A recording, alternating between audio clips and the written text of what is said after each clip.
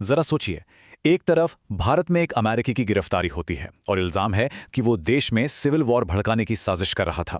वहीं दूसरी तरफ हजारों किलोमीटर दूर ईरान पर एक हमला होता है जिससे दुनिया भर में खाने पीने की चीजों पर संकट आ सकता है।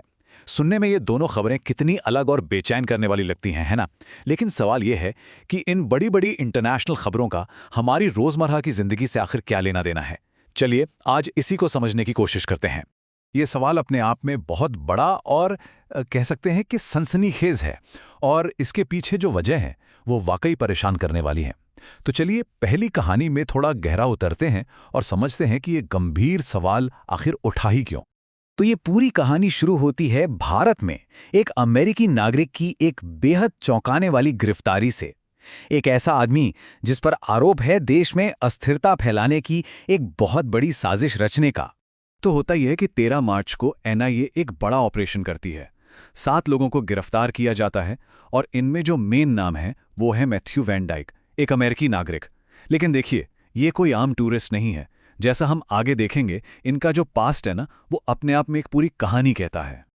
अब जरा इनकी हिस्ट्री पर नजर डालते हैं। यहां एक पैटर्न साफ दिखेगा। देखिए, 2011 में लीबिया, फिर 2014-15 में इराक, 2017 में सीरिया और फिर यूक्रेन। ये वो इंसान हैं जो दुनिया के हर कॉन्फ्लिक्ट जोन में, मतलब जहां जहां सिविल वॉर चल रहा है, वहां पहुंच जाते हैं। और अब एनआईए का दावा क्या है कि उनका अगला निशाना था भारत, खासकर उत्तर पूर्व के बेहद सेंसिटिव इलाके। और देखिए, ये इल्जाम कोई छोटे मोटे नहीं है। एनआईए का कहना है कि ये सिर्फ वहां मौजूद नहीं थे, बल्कि एक एक्टिव साजिश का हिस्सा थे। लोकल ग्रुप्स को ट्रेनिंग देना, उन्हें सरकार के खिलाफ भड़काना, और ये सब कुछ एक पत्रकार और फिल्म मेकर के नकाब के पीछे। इन पर आतंकवाद विरोधी कानून की धारा 18 लगाई गई है, जो भारत के सबसे सख्त कानूनों में से एक है। इससे पता चलता है कि अथॉरिटीज इस मामले को कितनी ज्यादा गंभीरता से ले रही हैं। ठीक है, तो हमने भारत में चल रही इस कथित साजिश को देखा। अब चलिए देखते हैं कि कैसे एक और घटना जो हजारों किलोमीटर दूर हो रही है, हमारे जीवन पर और भी सीधे तरीके से असर डाल सकती है। मैथ्यू की गिरफ्तारी के ठीक 5 दिन बाद 18 मार्च को मिडिल ईस्ट में कुछ ऐसा होता है जो पूरी दुनिया में हलचल मचा देता है। इजराइल ईरान के सबसे बड़े और सबसे जरूरी energy source South Pars gas field पर हमला कर देता है। जरा ये नंबर देखिए, 51 ट्रिलियन क्यूबिक मीटर। ये सिर्फ एक नंबर नहीं है, ये इतनी ज्यादा गैस है कि पूरी दुनिया को कई दशकों तक एनर्जी दे सकती है। मतलब साफ है, ये कोई छोटा मोटा निशाना नहीं था, ये ग्लोबल एनर्जी सप्लाई के दिल पे हमला था। और ईरान का जो जवाब आया वो उतना ही तीखा था। ये सिर्फ एक बयान नहीं है, ये एक सीधी सीधी धमकी है। इसका मतलब है कि ये लड़ाई और भी बढ़ सकती है, जिससे पूरी दुनिया में एनर्जी की कीमतें आसमान छू सकती हैं और हालात बहुत ज़्यादा बिगड़ सकते हैं। तो इस हमले का हम पर सीधा असर कैसे पड़ता है? इसे ऐसे समझिए, नेचुरल गैस से बनता है नाइट्रोजन बेस्ड फर्टिलाइजर, यानी खाद। गैस नहीं तो खाद नहीं, खाद नहीं तो फसलें नहीं, और फसलें नहीं तो हमारी प्लेट में खाना कम।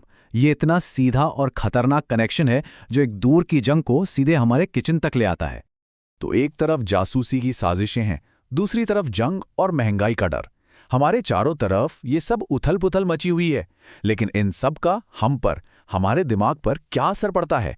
चलिए अब कहानी को थोड़ा बाहर से अंदर की ओर मोड़ते हैं। जब फोन पर हर मिनट एक नई परेशान करने वाली खबर आ रही हो, तो एक इंसान अपनी एनर्जी और अपना ध्यान आखिर लगाए तो लगाए कहाँ? ये आज के समय का शायद सबसे बड़ा सवाल है, जिसका जवाब ढूंढना हम सबके लिए जरूरी है। और यहीं पर विकास दिव्य कीर्ति सर का एक कमाल का कॉन्सेप्ट आता है, लिमिटेड मेंटल एनर्जी का। इसे ना बिल्कुल अपने फ़ोन की बैटरी की तरह समझिए। फ़ोन में 100% बैटरी होती है। हर ऐप, हर नोटिफिकेशन, हर कॉल थोड़ी थोड़ी बैटरी खा जाता है ना? हमारे दिमाग का भी बिल्कुल यही हाल है। इसकी जो एनर्जी है ना, वो लिमिटेड है। जब हम इन बड़ी बड़ी ग्लोबल प्रॉब्लम्स की हर डिटेल में उलझ जाते हैं, तो हमारी यही मेंटल बैटरी तेज़ी से ख़त्म होती है।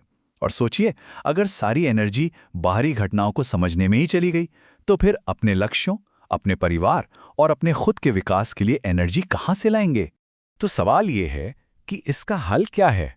इस शोर से बाहर निकलने का रास्ता क्या है? चलिए आखिरी हिस्से में इन सभी बातों को समेटकर एक पावरफुल सॉल्यूशन की तरफ बढ़ते हैं। सदियों पहले चाणक्य ने यह बात कही थी, इसका मतलब बहुत सीधा है कि जानकारी या ज्ञान जरूरी है, पर वो सिर्फ एक नक्शे की तरह है। मंजिल तक पहुंचने के लिए उस नक्शे पर चलना तो खुद ही पड़ता है। और ये बात आज की दुनिया पर कितनी सटीक बैठती है। आज का मार्ग क्या है? ये सोशल मीडिया फीड्स और 24 घंटे चलने वाले न्यूज़ चैनलों का कभी न खत्म होने वाला शोर। और यात्रा वो है इस शोर में से अपने लिए सही रास्ता चुनना और उस पर अपनी कीमती एनर्जी लगाने का फैसला करना। तो जागरूक होना और खबरों में डूबे रहना, ये दो अलग अलग बातें हैं। जागरूक रहिए, लेकिन अपनी एनर्जी को उन चीज़ों पर फोकस कीजिए जिन्हें आप कंट्रोल कर सकते हैं, जिन्हें आप बेहतर बना सकते हैं। क्योंकि फोकस के बिना सारी की सारी जानकारी सिर्फ एक मेंटल नॉइज, एक शोर बनकर रह जाती है। तो आज अपनी एनर्जी कहाँ लगेगी? उस अंतहीन स्क्रॉलिंग में जो सिर्फ मेंटल बैटरी को खत्म करती है, या उस एक काम में जो अपने लक्ष्य के एक कदम और करीब ले जाएगा? फैसला हमारा अपना है।